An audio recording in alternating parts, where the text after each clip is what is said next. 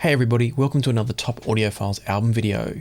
If you haven't seen the other versions of this type of video, what I do here is I get suggestions from you, the viewers, about some top audiophile albums in a particular genre, and then I listen to them, react to them, and share my thoughts as to which ones I think are excellent test albums, which ones are maybe just great listens, and which ones are both. Now, it is really important to remember that the focus of this is about whether or not it's an album that I think gets the most out of a system, so I'm not judging the quality of the actual music in terms of its enjoyability and its listenability. I no doubt will comment on it as we go, but I'm more focused on the sound quality and what it can tell you about your particular audiophile system, whether it's headphones, earphones, speakers, etc. But with all that out of the way, let's jump in and take a look at your recommendations to me for the best audiophile jazz albums. Now, it is worth mentioning at this point that I can't play these albums to you as part of the video, not just because it removes monetization. I could absolutely deal with that if that's all it was, but it will actually block people in different countries from even being able to view this video. And so you'll have to go and have a listen to these for yourself and then compare your thoughts to my thoughts. And to make that easier, I've got links down below through to Cobras and Tidal playlists containing most of these tracks. There were a couple of examples as I went through where either Tidal or Cobras didn't have one of them. I can't remember which one's which, we'll find out as we go. But that's why I'm not playing excerpts from these albums in this video here for you. And so without any further delay, let's jump in and start taking a listen. As you can see, I'm using Roon, and from Roon as my playback software, and that's streaming from Cobras by the way, unless I have to go to Tidal. And then from there, that's going out via high quality USB output card. It's a JCAT PCI card in my PC. That's going to send a high quality USB signal into the Chord M scaler as the upsampler, which then feeds into the Chord Hugo TT2. From the Chord Hugo TT2, I've decided today to go from that into the Linear Tube Audio MZ3 tube headphone amp and speaker amp, which is a wonderful transparent amplifier, and that's driving the Focal Utopia 2022 edition. I might change over later on and maybe use something like the Enlium Amp 23R into the Mezza Elites. We'll see how we go. Now, the first album that's popped up in the list here just happens to be Miles Davis' Kind of Blue. It's a little bit of a cliche at this point because everybody's heard it, everybody's tried it, but that doesn't stop it from being a great album, so let's take a listen. Straight away, I totally get why this has been recommended. As I said, it's a bit cliched because it's one of those albums that everybody's heard at hi-fi shows and stuff, but that doesn't stop it from being A, great music, and B, a fantastic sounding album. And I've stopped even on the first track here. This is an album I know well. I don't really feel the need to go through each individual track, but straight away in So What as the opening track, you can immediately hear the layering in the soundstage where Miles Davis is clearly standing in front of the double bass played by... I actually don't know. I'm guessing it's James Cobb playing the bass on that one. I've never looked into that before. But the key point here is that you can hear the layering between Miles Davis playing the trumpet. You've then got the bass out behind, the drums are in the right channel, and the piano's off in the left channel. One thing that's worth pointing out here, some of you might be wondering why I'm using headphones for this and not speakers, and that's because of two things. Firstly, I've found that with headphones, they show me just as much, if it's a good system, they show me just as much about what's going on in the music as a pair of speakers does. I can tell things about soundstage layering, width, depth, etc. Obviously the tonality is there as well. If you've got a good set of headphones, you can pick if tonality is correct. And then on top of that, I actually find the headphones more helpful for me because there's no interference from the room, and these are a full range headphone that's going to give me a good sense of bass all the way through to treble. Whereas my near field system here, consisting of a couple of Harbath P3 ESR XD speakers, isn't going to give me the deep kind of lower bass notes from about 80 Hz down. And that's why I've gone with the headphones. The reason I raised that here specifically, and the reason I'm glad this track came up first, is to point out that this is one of those recordings that is going to work better on speakers. And the reason for that is that the drum kit is sounding very much in the right channel, and the piano very much in the left channel. So on headphones, if you're not using something like crossfeed, that's going to push everything a little bit unnaturally off to the sides. Whereas with speakers, because the speakers are further out in front of you, it's going to create a lovely left-right sense of the soundstage. So that is one point to recognise. This is more of a good test for a speaker system, not quite so good for headphones, but still very, very good. And so I'm not going to bog us down with too much on Kind of Blue. The one other point I do want to make is that some of the tracks can be a bit hissy. It is an old recording, it's an analog recording, and you can hear, I can't remember which track, let me just flick through and remind myself. So there's a little bit of noise creeps in blue, in green. It's generally going to be the more quiet tracks where you do hear it. It's just a very low level noise floor, a slight hiss. So do be aware of that if you're using this as a test. It might make your system sound like there's a hiss, but it could be the recording. Just moving forward, I've tried the rest of the tracks too, and Flamenco Sketches has a little bit of hiss going on as well. So maybe avoid those if you want to hear more of a pure sound from your system. But the good news is there's plenty to choose from. You've got tracks like So What is great, Freddie Freeloader is great. They're probably the two that I often go to, but you can't go too far wrong as long as you're happy to kind of overlook a little bit of hiss within the system. And so I'm not going to spend too long on the Miles Davis album there, Kind of Blue. We're going to move to the next album that's been recommended now, and that is Jazz at the Pawnshop. Now, this is one that I do know very, very well. It's another album that I've used a lot. It's another album that a lot of you might have heard, so it could be a little bit cliche. We're not going to spend too long on this one. I'm just going to grab one of the tracks at random, take a listen, and remind myself and share with you, if you haven't heard this, exactly what to look for when you're listening to the Jazz at the Pawnshop album. Now, I believe there's also a second follow-up album to this one. I've only had Jazz at the Pawnshop recommended. I haven't had the second follow-up one recommended, I don't think. It might come up later on, we'll see. And that actually raises another point. If there's an album that you haven't seen in here that you think should have been in here, then make sure you hit the subscribe button and make sure to occasionally check in on the Passion for Sound community tab, because that's where I ask for your recommendations. So if you want to share your recommendation for a future video, make sure you're seeing those community tab updates from Passion for Sound. And then you can click on the link, go to the survey, and put your album in a list like this one for me to review in future. For now though, let's dive into Jazz at the Pawnshop and take a listen. This is another wonderful, wonderful recording, as many of you will already know, and what makes it particularly good is it's a live recording in what sounds like a fairly small jazz club. When I say small, I don't know the size of it exactly, but the point is it sounds like it's quite intimate between where the audience are listening and where the musicians are playing. You can hear people kind of murmuring, talking a little bit in the background. You can hear applause within a space that feels defined within the soundstage as well. And so you're getting lots of ambient cues, lots of spatial information that really sets the scene for you as you listen to this. So in a really good system with good depth and width of the soundstage, good image focus and placement, you should be able to pick out everything that's going on in this album. Whether it's the clarinet, the xylophone, the percussion, the drums, the bass, all the instruments, they're all placed well in space. They're all in clearly different places in space. And then there's the audience on top of it.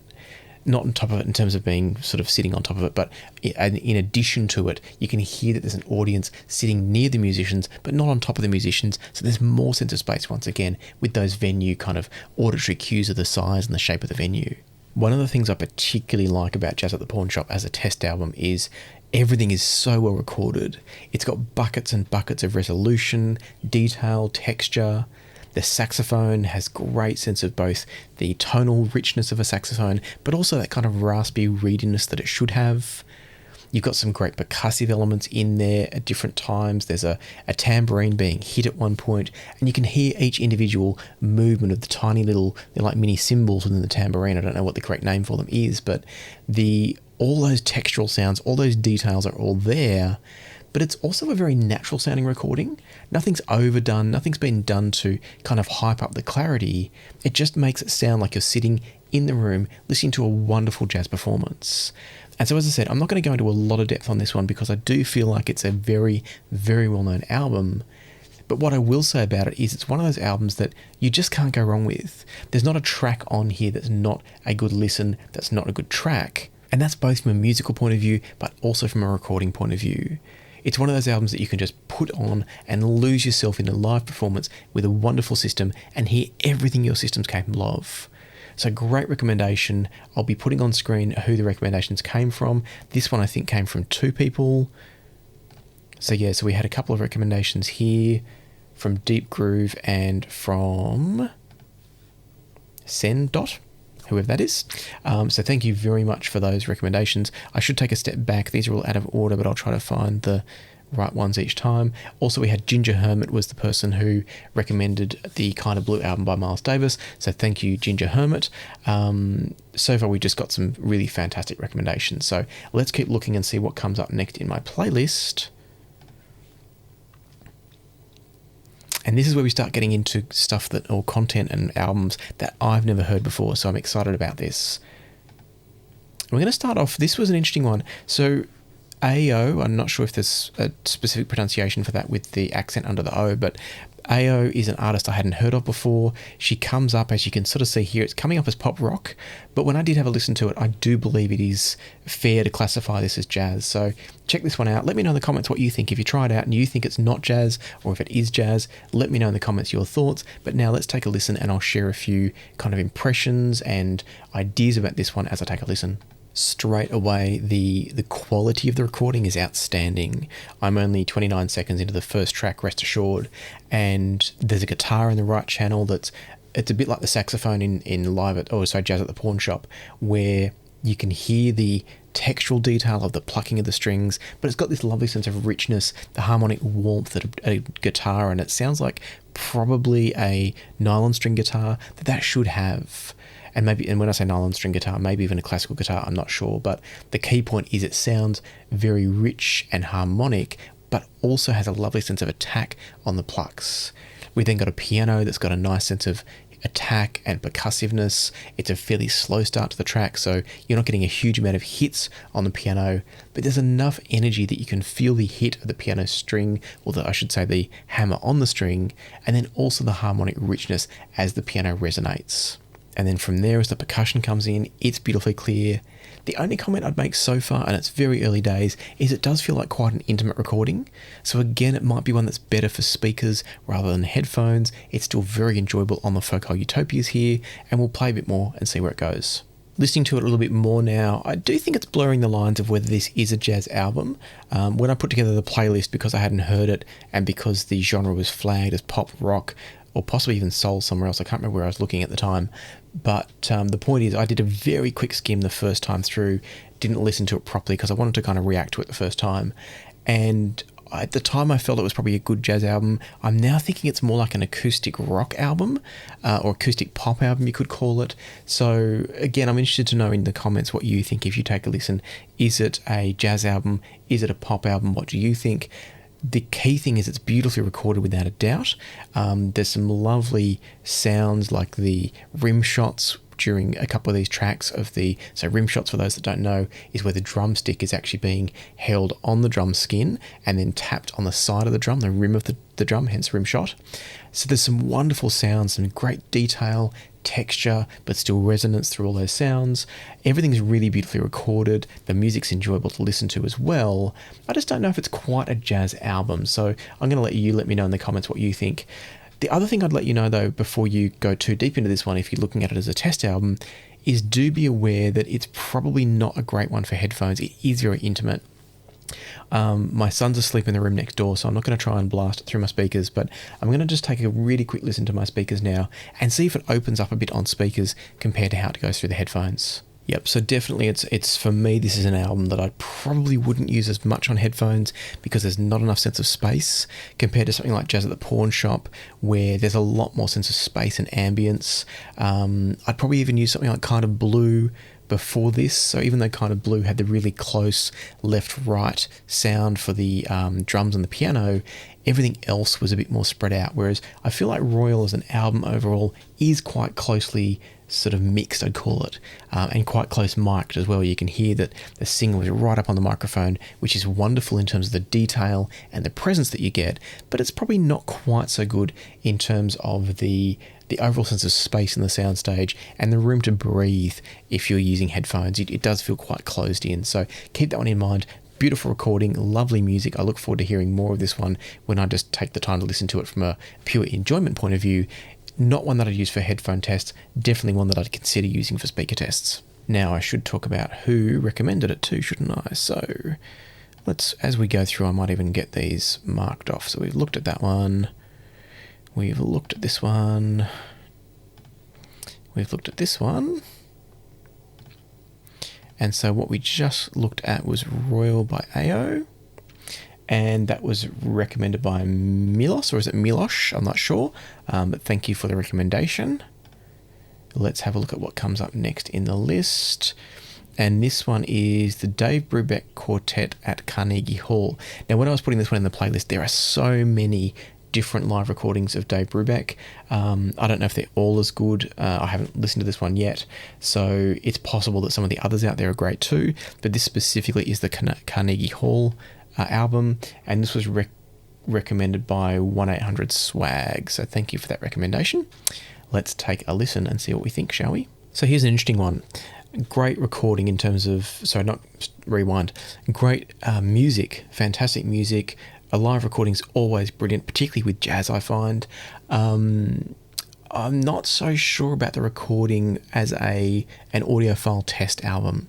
And the reason for that is that a lot of things are quite together in the mix, so I'm having trouble picking out exactly where Paul Desmond's sax finishes and where the piano and the drums begin in terms of space. Likewise, the drum kit's actually quite spread, so some of the lower sounds from the drums are coming, I think it was lower, off to the right, but then they're spreading across the soundstage, and that's where it starts to blur the lines in with Paul Desmond's saxophone. So I'm not quite sure what's going on with the mix of this one. To me, it's not an album that I would personally use because of that. I wouldn't use it as a test album. Having said that, I would absolutely use it as a just sit back and enjoy great music. And a good recording in terms of tonality, detail, resolution, etc. That's all there. I'm just not quite sure that it hits the heights that I look for when I'm looking for what I would call an audiophile test album.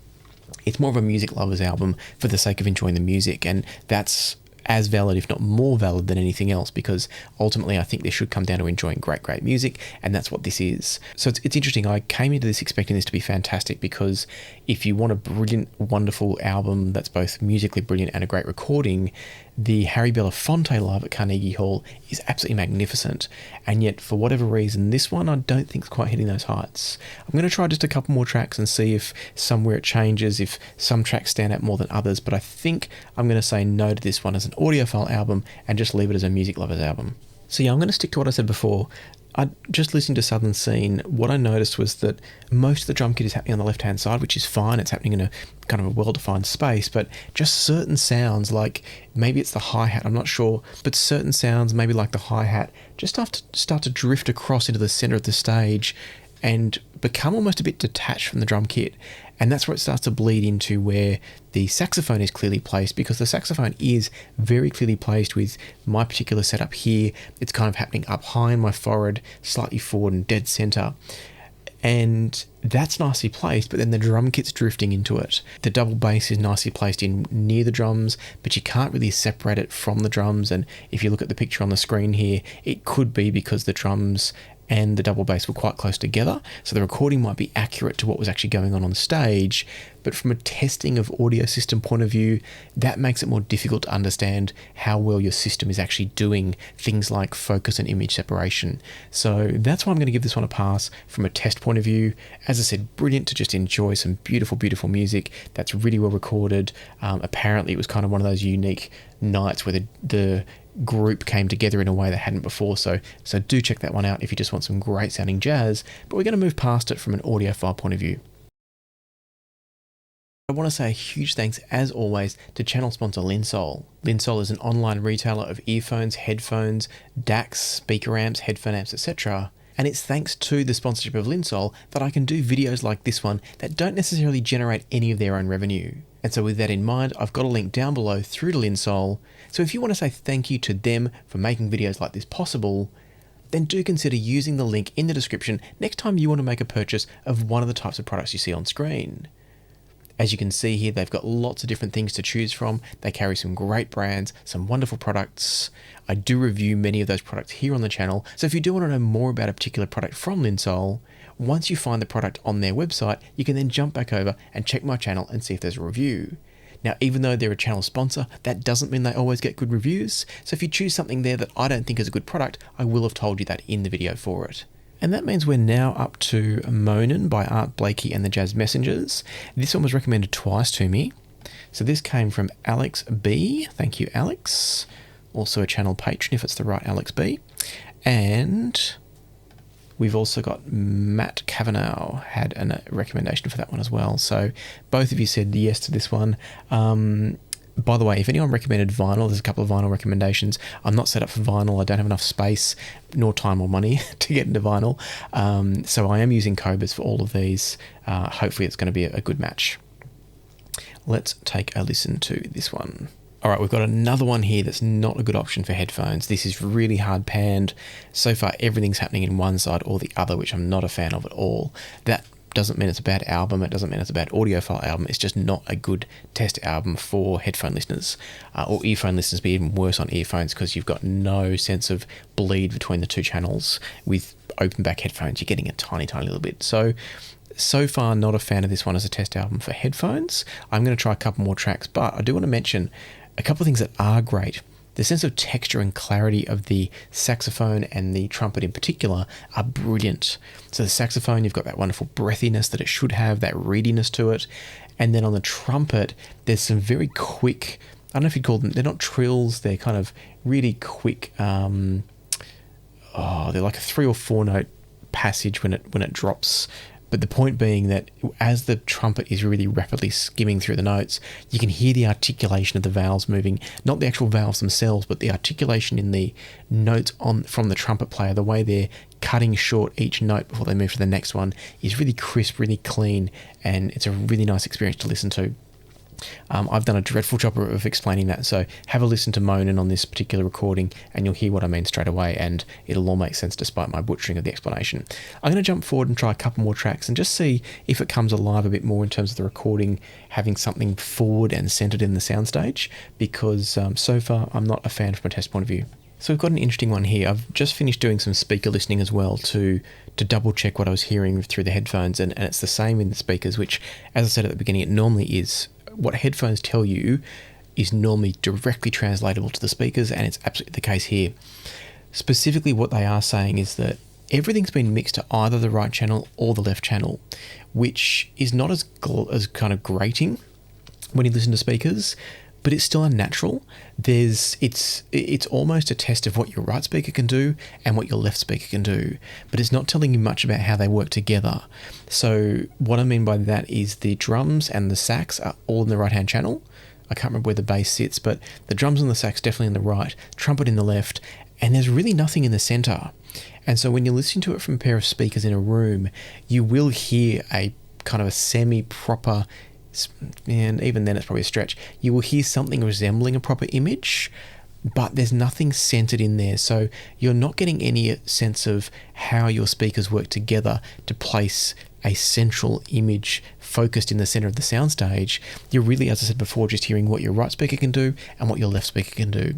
That might be helpful. It could be really interesting to know if one speaker is being overly affected by the room and the tonality is being thrown off by that. That could tell you that, because both channels are very distinct and separated from each other. But I don't know that this is an album that I personally would use for testing a system in general. I think there's far better options like Jazz at the Pawnshop, like even the AO album, the Royal album. So it is Royal by AO. Even that would be a better choice, I think, because it's giving you a full sense of what your system can do. I don't feel like this one is. So I'm going to park this one as a music lover's album. Great music, an enjoyable recording, but not a reference recording for me. As you can see, I didn't get too far into that one because they are all recorded the same as far as I can tell. There's no point going any further. So let's now come down to the next one. Now this is a very, very different kind of album. I'm still leaving it as jazz because I think it's kind of swing-ish. I had a very quick listen just to make sure it was actually jazz, and I decided to leave it in here. Another one, again, if you want to let me know in the comments if you disagree, do that please. This one, so we're looking at Caught in the Act now. And this was recommended by Ross. So thank you, Ross, for recommending that one. As I said, quite a different, I mean, it's coming up as pop and pop rock. It sounded a bit more swing to me. Let's jump in and have a listen to a couple of tracks, and we'll see if I still agree with myself. Again, what I did, like I did with the album called Royal before, was I took a really quick listen just to make sure it wasn't way outside of jazz. I think it was, but we might have a listen and see. This is a really interesting one. A few things to talk about. First of all, I think this sits under the category of swing. It's quite upbeat. If you like the sound of this you'd probably also enjoy someone like Big Bad Voodoo Daddy or vice versa. I'm a big fan, I nearly said Big Bad. I'm a big fan of Big Bad Voodoo Daddy, and I think their albums are better recorded than this is. So if you like this kind of sound and you want more of it and better recorded, I would actually go for some Big Bad Voodoo Daddy albums. So let me show you which ones I would go for. So there's the self-titled album, Big Bad Voodoo Daddy, and then there's also the album This Beautiful Life is also a great one. There's probably got other albums as well. I haven't tried them, but those are two that I know are actually really nicely recorded. I don't consider them reference or test albums, but they are albums that I enjoy listening to on a good system because they do show you a lot about what's going on. Whereas I think this one, it's interesting in that it's showing you what was going on in the recording. You can hear the setup of the stage. It's got a very live sound to it. And what I mean by that is the microphone for the main singer. I don't know how to explain what I'm hearing. It's got a sound where he's not, I don't think the mic's clipping, but it's like the mic's being pushed to its limits in terms of his volume, the lead singer's volume, into the microphone. It doesn't sound like a studio microphone where it's clean and it's crisp and it's got all the texture. It almost sounds maybe a tiny bit muted. It's probably a dynamic microphone rather than something like a studio microphone where they often use a condenser mic that's just a bit more resolving. So you do hear that, and that's kind of interesting. It's good in a way because if your system's able to show you that level of detail, then you know you're getting good resolution from it. But at the same time, I think it's holding it back in other areas. Likewise, the horn section is kind of all a bit one-notish. It's all kind of lumped in together in space, and also therefore in terms of the details. That's true to how the setup is. You can see from the image on screen, if I just go back to the playback screen, you can see that they're standing right next to one another. You can hear that in the recording, and that's great. Something else that I don't like so much is that the drum kit sounds very muted. It sounds like they've deliberately either compressed it or limited it somehow, probably so it's not overpowering the rest of the musicians, but it makes it sound a bit artificial. So I guess what I'm saying is you can listen to this as a reference point because the spatial placement of different things is very good. You can hear where everything is. You can't necessarily separate sounds like the individual horns. And then on top of that, you're not getting a natural tonality and the full dynamic range of things like your drum kit. So that's where I think for me, it's an interesting listen. It's probably not one that I would recommend to people. And that's where probably I'd say, go check out Big Bad Voodoo Daddy's self-titled album or This Beautiful Life, because there's some absolute standouts in there, in my opinion, for this style of music. So that's probably where I'm going to leave this one. I might just try a couple more tracks and see if anything stands out, but it was all recorded as one live performance, so I don't expect any change. I've just done a bit more listening, and I'm going to backtrack a bit on what I said before about separating the horn section.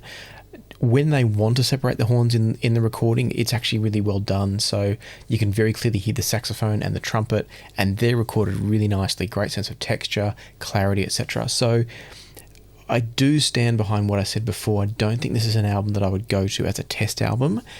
It is quite well recorded. It's very dynamic. There's quite a big sense of the bass. The double bass has a really big and present sound in the mix, which I really like, without kind of overdoing it or bloating or kind of bleeding into the mid-range of the mix or anything like that. So it's a lovely, dynamic and punchy recording from that point of view. But I am going to stand by what I said before. It's not an album I'd use as a test album because of some of those issues, like the vocalist's mic not being quite as resolving as I'd like. The drum kit, some parts of the drum kit sound amazing, particularly the sense of space and scale that it's being given, which may be a little bit unnatural, but is also very interesting and exciting to listen to. But there's other parts of the drum kit that do feel a bit muted. The snare doesn't sound kind of like a natural snare. It sounds like it's been kind of damped or muted somehow with the mic that's been used or something. So good album, good recording, enjoyable listen, good music, but probably not one I'd choose as an actual test album.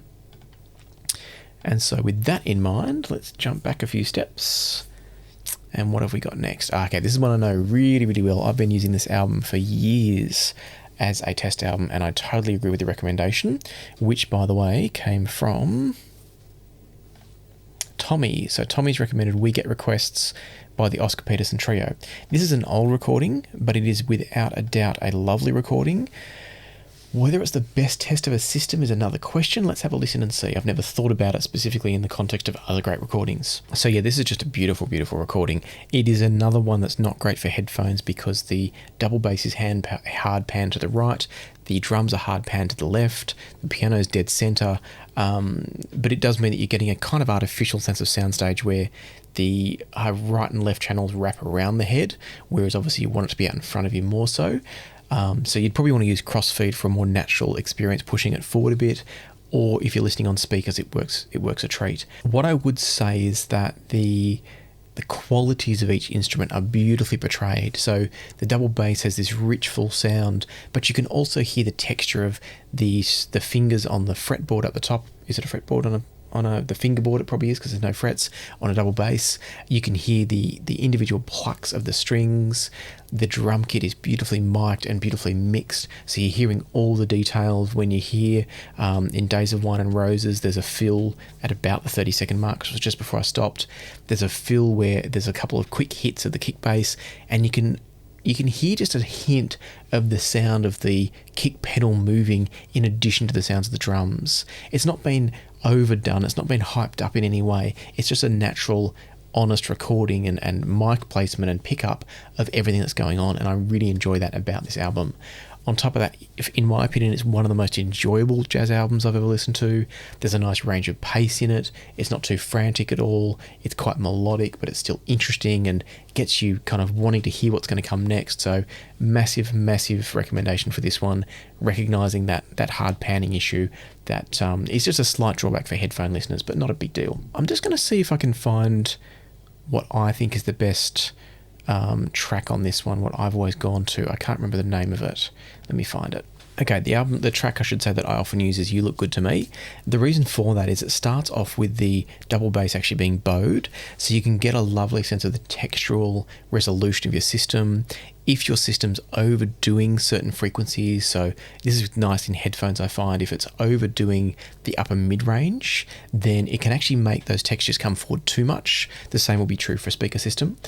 The thing that I really like about it though is it starts off quite gentle and quiet, and then it ramps up and you get more and more going on, so you can hear how well your system goes from a kind of a lower, more gentle sounding playback and recording through to a much more dynamic sound. Speaking of dynamics though, if I had to level one criticism at this recording, the piano is quite, let's say, subtly mixed and mic'd, so it's got a very slight sense of roll-off or muting to it. I don't know that you pick up the full energy of the piano as you would have heard it live in the room. So that's probably one very, very slight drawback. It doesn't have the energy of a recording like Jazz at the Pawnshop. So take that into account. If you have a system that is overly energetic, this isn't going to show that to you. Whereas I think with Jazz at the Pawnshop, you're going to hear that. It's going to be a bit more kind of in your face. This is a very polite, very kind of system-friendly recording, so do take that into account if you're using it. But it's a wonderful album, great music, great recording, and one that I would recommend definitely people use in their tests.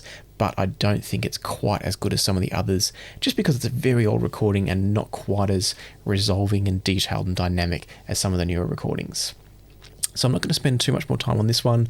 Part of the journey is going to be you obviously exploring these for yourself. And so let's have a look at what's next in the list. And next up we've got Sunday at the Village Vanguard, which is a Bill Evans / Bill Evans Trio album. And that's been recommended by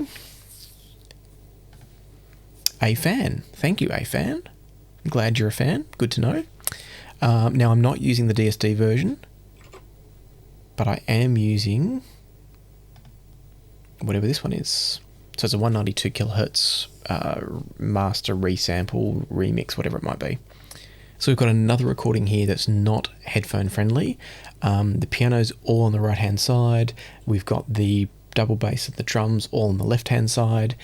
It's not obnoxious to listen to through headphones, but it's not as good as it should be, and therefore it's another one I'd say this is probably a good speaker test album, not so much a headphone and earphone test album. General recording quality here I would say is excellent. The qualities of the piano. I mentioned on the previous one, the Oscar Peterson track or album, that I felt like the piano is a little bit muted. This seems to pick up a little bit more of the energy of the piano compared to that. The other things though is that the drum kit's got a nice sense of attack and energy to it, good sense of dynamic range. The double bass, again, has got this wonderful combination of the fullness of the double bass, but also hearing all the movements of the fingers on the fingerboard, the plucking, etc.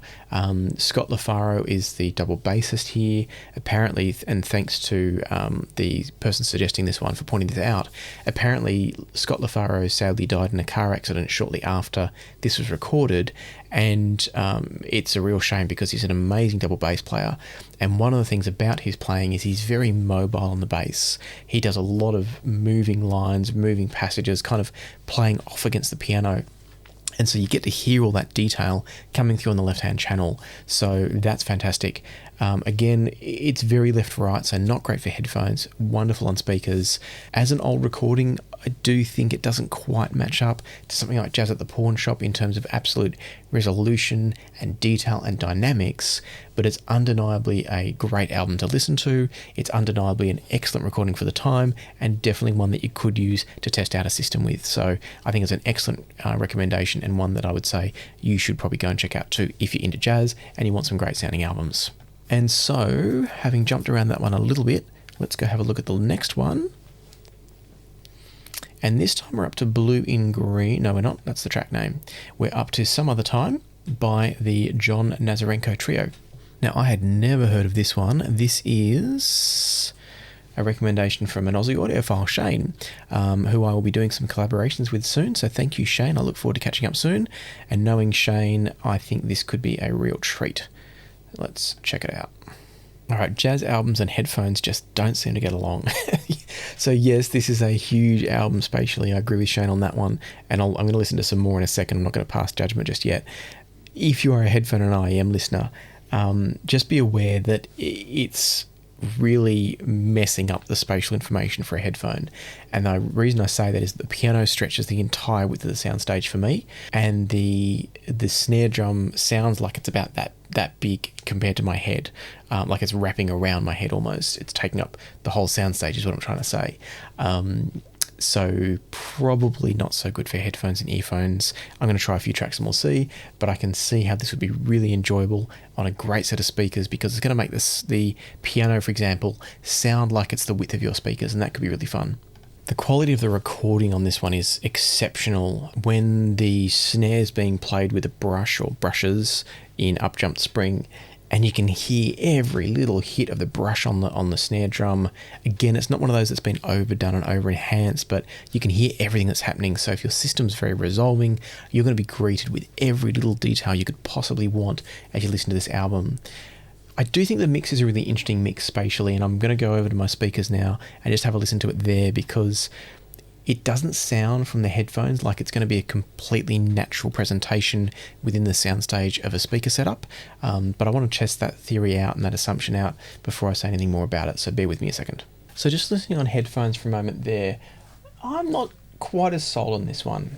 And the reason for that is that, and this goes back to something I've spoken about in other top audiophile albums, videos like this one, and that is that I think sometimes piano is one of the most difficult instruments for the recording engineers, the mixing people to actually mix.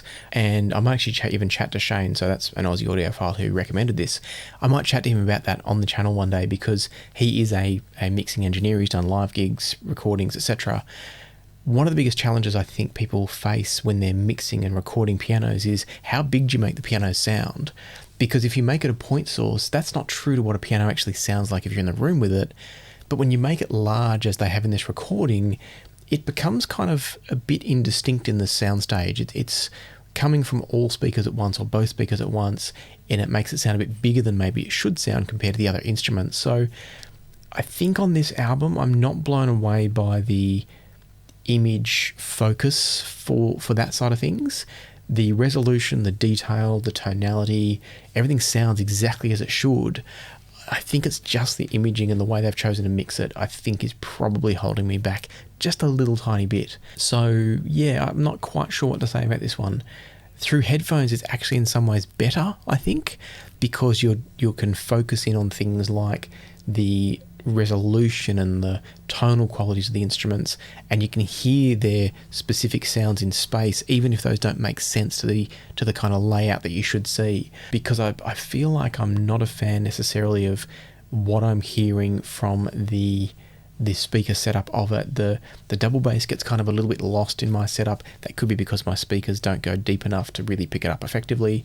I'm really mixed on this one. I'm gonna have one more quick listen to it, and just kind of collect my thoughts and let you know if there's anything else I want to add. Yeah, I think I'm going to stick with what I said. I think spatially they've messed around a little bit too much with the placement of everything. I just noticed on this track Nardis that the drum kit spans across the entire width of the soundstage. So there's times I'm hearing bits coming out of the left channel, times coming out of the right channel. I would have much preferred that they kind of isolate the drums without going hard pan like those other albums I talked about. A bit less kind of spreading of the sounds out. I think it's going to make for an interesting experience, and as Shane said when he suggested this, it's going to create a very expansive kind of tapestry to listen to in terms of the sounds going everywhere. But I don't think it's so good in terms of as an audiophile test album, because it's harder to know what's accurate. It's sometimes very easy to make a system sound big and sound large, but if it's not accurate, and if you don't know what your reference point is as to where the instrument should sit and how it should sound and what amount of space it should take up, I think that's where it can get messy. So I'm going to actually say no to this one from an overall point of view. Definitely a yes in terms of great music, definitely a yes in terms of the recording quality, so the insight you get into the textures, the tonality, etc., that's brilliant. But spatially, I'm not so much a fan of this one, so have a listen to it for yourself and let me know in the comments what you think about that one. Alright, next one up is Leon Thomas live in Berlin, and this one was recommended by Gerrit F, or Gerrit. Apologies if I've said that the wrong way. While we're on this one, and by the way, this is one where I don't have the original vinyl. I don't have access to vinyl. While we're here, though, I just want to quickly mention I'm not including Black Star here. The recording is incredible. I totally agree with that. However, it's not a jazz album. It was recorded by a jazz trio or jazz quartet. I can't remember how many there were. It was a jazz group that David Bowie hired to be his session musicians. And so from that point of view, yes, there are jazz musicians, but it's very much a pop album, that one. And maybe not even pop. It's almost like an alternative type album. So I'm not going to include that one here today. I just wanted to mention that now so I don't forget. For now, though, we're going to go back over to Live in Berlin by Leon Thomas. Let's take a listen. This is probably an album I'm going to say no to across multiple factors. And as I said at the beginning, it's no reflection on the quality of the music, the enjoyment of the music. It's not a great recording, though, from the point of view that whilst there's some interesting stuff going on, and so spatially there's all different textures in space at different times, but I think tonally there's some major issues. The saxophone's lacking its richness and warmth. It sounds like maybe the way they picked up the music, the sound, whether it's the microphones used, the placement of the mics, doesn't capture the full essence of the saxophone. It sounds very reedy in a way that I don't think it should. There's also the piano, I think it was, just then in the left-hand channel. Sounds like it's actually clipping the microphone. It sounds like it's been too loud for the mic. And so it's quite distorted when there's some strong multiple note chords being played on the piano. It's distorting a bit in the left-hand channel. I don't know that it's a great recording. I'm going to try a couple more tracks just in case things improve somehow, but this one's not starting off so well from an audiophile kind of test album point of view. Again, this is not a reflection on the musical enjoyment of listening to the album. So I think I can sort of see why this might have been suggested, and that's because I think the vocal is quite nice. I don't know that the microphone is as good as it could have or should have been in terms of maximum quality of the vocal. A little bit like what I said with the saxophone, I feel like there should be a bit more depth in the vocal, but in terms of the focus and the image placement of it, it's excellent. So I think from that point of view, it's going to be really focused in the soundstage out in front of you with the other instruments kind of off behind it more, and that can sound really impressive.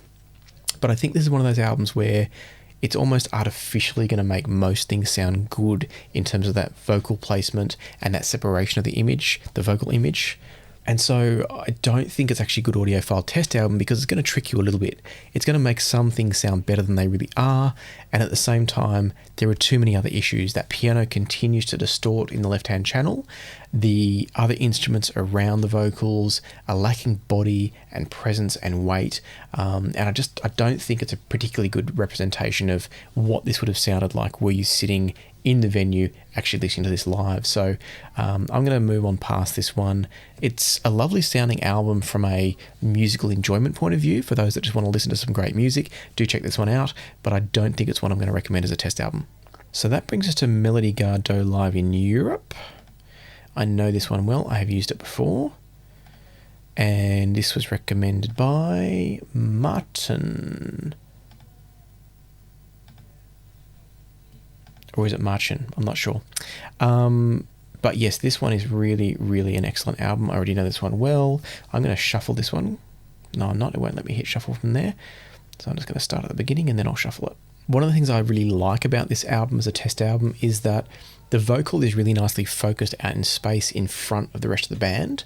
It's also a beautifully recorded vocal and she's got a wonderful voice. The next thing that's important though to me is that the band sounds like they're all standing in the stage together.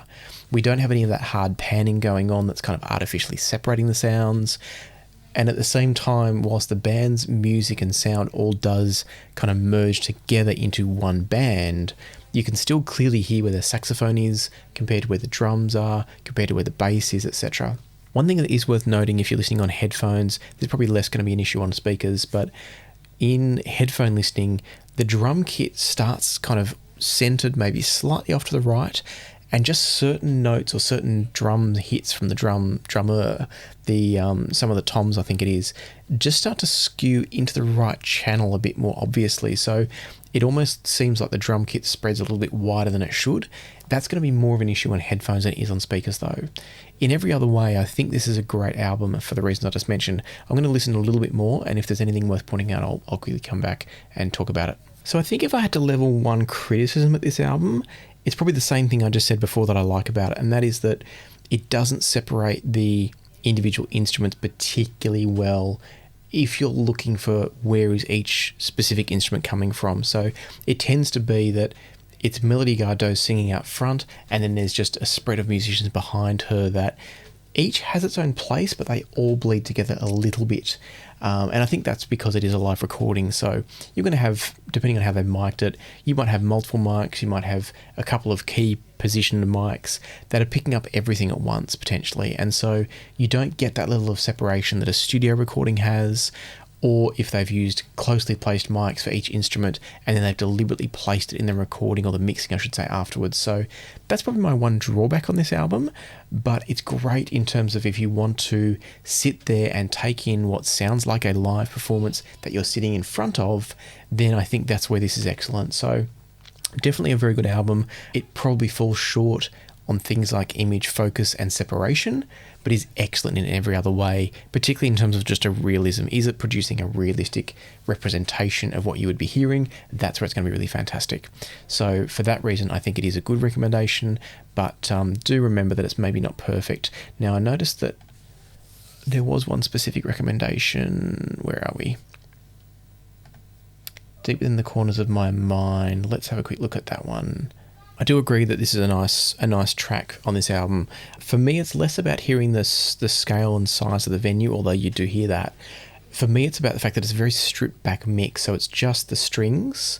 Sometimes it's just even a couple of, it could be the cello and the viola, or maybe it's a couple of cellos just plucking.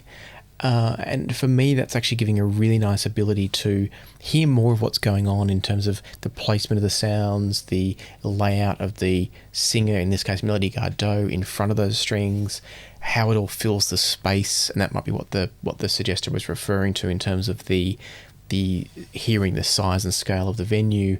It's giving you probably more space to hear what's going on within that space. So I do definitely like Deep Within the Corners of My Mind as a recommendation, but I think the whole album's good.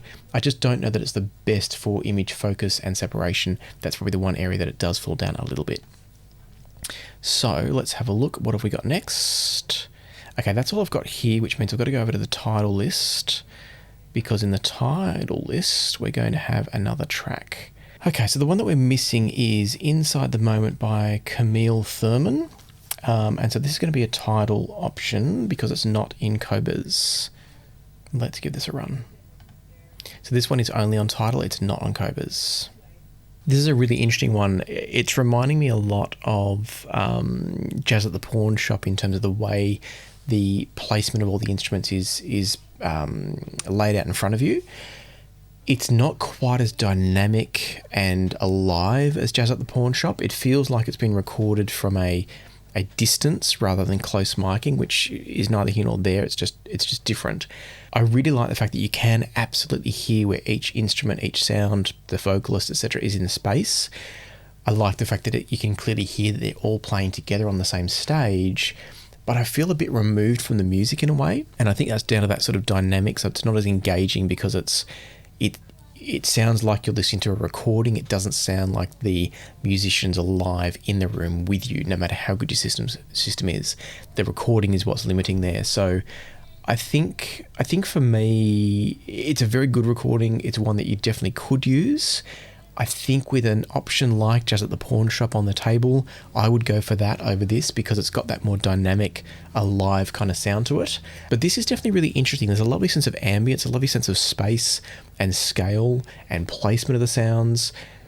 Probably what it is it's not giving you quite as much insight into the textual detail and the resolution and nuance of the sounds from each individual instrument or vocal or whatever it might be. So I think it's definitely a good album. There's no doubt about it, both recording wise, musically it sounds enjoyable as well. So it's a good one. It's just there's something about the sound of it that reminds me constantly that I'm listening to a recording as opposed to just being like, wow, the musicians are in the room with me. And that's what I generally want to go for, is the wow, the musicians are in the room with me. So at this point, I've gotten to the end of the list, and I'm conscious now that I say thank you to this person. This was from Nita Nahum. Hopefully I've said that right at least one time. I'm conscious that we've gone to the end of this, and there's not actually a lot of big standouts. For me, I think kind of Blue is solid. I think Jazz at the Pawnshop was probably the best of them. Bill Evans' Sunday at the Village was good. Oscar Peterson is good, but they're not blowing me away. And so before we finish there, I do want to share with you a couple of albums of my own that I think are absolutely brilliant. I say of my own, I didn't come up with them. They just happen to be excellent albums. So one of them that I think is fantastic is Tuesdays in Chinatown by Andy Bay. So check this one out for sure. They're all excellent tracks. The recording quality is amazing. It's one of those where on a good pair of speakers, you can absolutely stand in the room and feel like the piano is over there with Andy Bay playing. You can hear the other instruments. It's one of those very holographic, beautiful albums. So that's one I would definitely recommend to you if you are looking for a great jazz album. Another one, and by the way, these are not in the playlist because I'm doing this on the fly. I might try and add them to the playlist after this. I'll try to remember. The other one that I would also suggest, I said the other one, there's actually a couple. One of the others I would recommend is Nameless by Dominique Fillame. This is an incredibly recorded album that's also great music, wonderful vocals, wonderful qualities to the sound, both in terms of texture, resolution, staging, image separation, etc. It's mind-blowing, so check this one out for sure. Then I also really like Third Round by Manu Katché. So Manu Katché is a drummer. This whole album is one that I often go to as a test album. Great music, interesting music that you may not have heard before.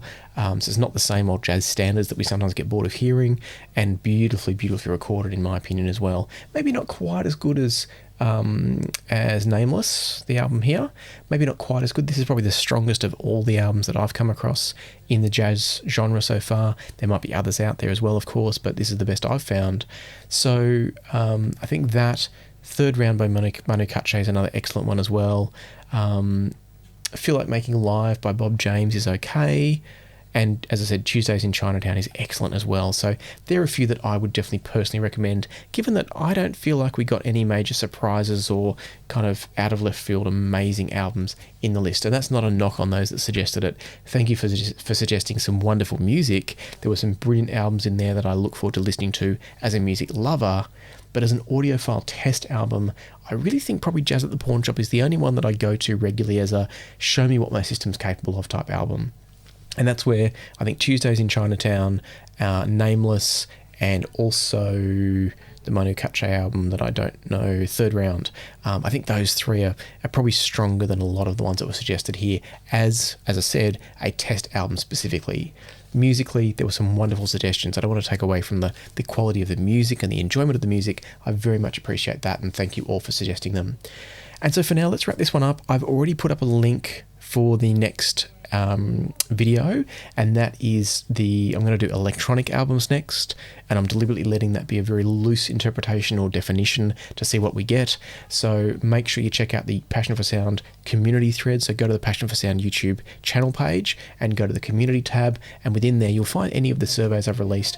By the time this one comes out, there might be new surveys that you can respond to as well. I think after I do electronic, we're going to do funk and soul is probably my next one. So make sure you check out the community tab, check in there from time to time. If you've got a suggestion that you want to make, please only make suggestions through the surveys. I don't have the ability to go through and constantly review comments to bring across albums, and so I'm going to miss them if they go in the comments, and that's why I do it via the survey. So just stay tuned to the community tab and make sure you suggest any albums when the particular genre comes up that your suggestion fits in.